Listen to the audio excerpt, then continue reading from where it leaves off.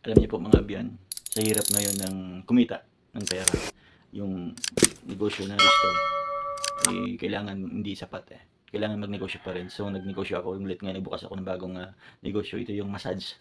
Sa mga gusto magpamasahe, kumuha ako ng 2 staff na magaling para lang magmassage. Sana suportahan niyo yung aking massage parlor. Ito ay talagang pinag-isipan ko ng gusto. May sample ako para magustuhan nyo yung massage parlor ko. At dumalaw po kayo, bisitahin nyo po ito. Panoorin nyo po ito. Yan po. Panoorin yung aking mga masahista na galing pa sa India. Import po yan. Ayan po, di ba? Ang galing magmasayan. Lalo na itong kanyang, ang kanyang partner. Itong kanyang assistant. No? Tingnan nyo naman pag nag-massage siya, no? Oh, di ba?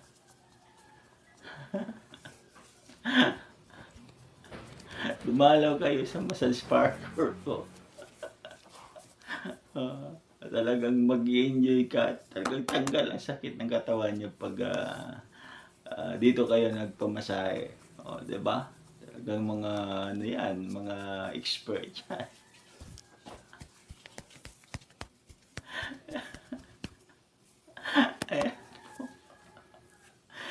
Just for fun only.